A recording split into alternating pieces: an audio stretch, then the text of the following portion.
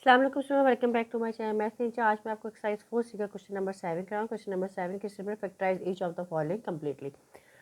मैं आपको पिछले भी सारे क्वेश्चन कौन सा है वो फैक्टराइज के मैथड से करवाती रही हूँ और उसमें आपको खुद रिकग्नाइज करना होता है कि ये कौन से फार्मूला कौन सा है, कौन सा मतलब कि किस वाली आइडेंटिटी से ही हमारा फार्मूला फैक्टराइज हो सकता है, या फिर हम इसको कॉमन लेके फैक्टराइज कर सकते हैं या मिड ब्रेक करेंगे तो हो जाएगा। लेकिन यहाँ पे तो आपको पता है कि सिर्फ 2 ही नंबर्स है। इस पर जब हमारे पास 3 नंबर्स होते हैं तो हम उसमें तब फिर भी सोचते हैं कि हमें एक तो ब्रेकअप करना है, मिड ब्रेक लेनी है, करना है नहीं करना। लेकिन यहाँ पे हमारे पास है ही 2 नंबर्स। और यहाँ पे आपको मैंने जब दो ऐसे स्क्वायर्स हों उनके दरमियान में, जैसे ए स्क्वायर बी स्क्वायर, उसके आप मिडिल में आपके क्या आ गई है, माइनस आ गया, तो आपको डायरेक्ट आपको याद आता है कि आपका जो फार्मूला है वो ये वाला हमें यूज़ करेंगे। A square minus B square is equals to होता है ए प्लस बी और ए माइनस बी के। ठीक है, ये वाला फार्मूला हम इसको बेसिकली यूज़ करके और इस क्वेश्चन को हम सॉल्व करते होते हैं। तो सॉरी, अब देखिए यहाँ पे 32 और जो 98 है, ये हमें किसी चीज़ का स्क्वायर नहीं मिल रहा, तो हम इस पर थोड़ा सा कंफ्यूज हो जाएंगे कि भाई क्या होगा। लेकिन मैं आपको पहले भी क्वेश्चन बता चुकी, अगर आपको किसी भी नंबर का स्क्वायर नहीं मिल रहा तो आप पहले ये देते हैं कि आया ये जो क्वेश्चन में दोनों नंबर्स आ रहे हैं, क्या ये किसी ऐसे टेबल के ऊपर जा रहे हैं जिससे हम कॉमन ले सकें। तो यहाँ हम ऐसा करेंगे कि 2 अगर हम कॉमन लेते हैं तो हाँ 2 से हमारे पास के ईजिली हो जाता है।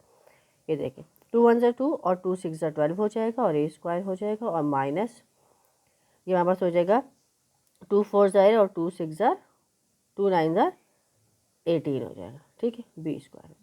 तो देखिए अब दोनों जौन सा है वो फॉर्म में आ गए कि हम इनका स्क्वायर लेते हैं, यानी कि 16 किसका स्क्वायर होता है 4 का और 49 किसका 7 का। तो ये इजीली हो जाएगा। 2 किया या हमने क्या किया 4 ए का स्क्वायर कर लिया एंड माइनस 7 7 ज़ा 49 होता है, ये बी का स्क्वायर कर लिया। ठीक है, तो आंसर हमारे पास क्या आ जाएगा 2 4a माइनस 7b का होल स्क्वायर। ये हमारा इसका क्या आ जाएगा, सिंपल इसका आंसर आ जाएगा। ठीक है, अब आगे इसको अगर सॉल्व करेंगे तो फिर हमें यूँ भी हो सकता है, जैसे 2 किया 4a प्लस 7b और ये हमारे पास हो जाएगा 4a माइनस 7। पूरा हमारे पास टोटली ऐसा आंसर आएगा। ठीक है, अच्छा अभी हम इसका पार्ट बी जौन सा है वो देख लेते हैं, जो कि बहुत ही ईजी। पार्ट बी भी इसका बहुत ज़्यादा ईजी है, क्योंकि पहले तो हमने कॉमन लेना था, लेकिन इसमें तो हमें ऑलरेडी स्क्वायर जौन सा है वो अवेलेबल है। तो सी का स्क्वायर है, या हम कर लेते हैं सी स्क्वायर माइनस 1/2 डी स्क्वायर। ठीक है, तो ये यहाँ पास क्या हो जाएगा सी माइनस प्लस डी और सी माइनस 1/, ये यहाँ पर इसका हो जाएगा आंसर। ठीक है, पार्ट सी की तरफ जाते हैं। अच्छा मैं यहाँ पे डी लिखना भूल गई, तो सी प्लस 1/2 डी है और ये है सी माइनस 1/2 डी। ठीक है, ये इसका आंसर हो जाएगा।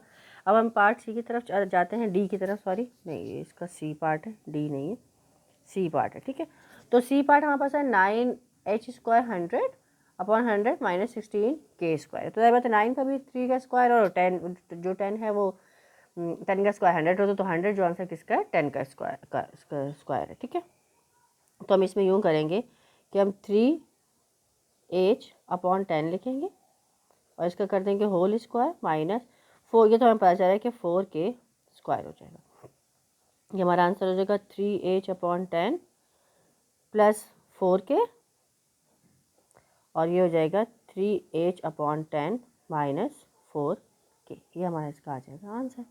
अब पार्ट डी जो आंसर है वो भी हम इसका देख लेते हैं, इस क्वेश्चन को हम वाइंड अप करते हैं। अच्छा अब पार्ट ये तो ये बहुत सिंपल 64 जो से 8 का हो जाएगा, तो हम इसको सिंपल ऐसे लिख लेंगे एम स्क्वायर कर लेंगे और माइनस 8 एन स्क्वायर का स्क्वायर, क्योंकि देखिए 8 8 है 64 और 2 2 ज़ा 4 ये हो जाएगा। ठीक है, तो सिंपल हम इसका आंसर ऐसे लिखेंगे एम प्लस 8 एन ये और एम माइनस 8 एन स्क्वायर, ये हमारा इसका आ जाएगा आंसर। तो आई होप मैंने आपको ये सब क्वेश्चन आपको अंडरस्टैंड हो गए होंगे जो ए बी सी और डी पार्ट को है। Make sure to subscribe my channel and leave a like. Thank you.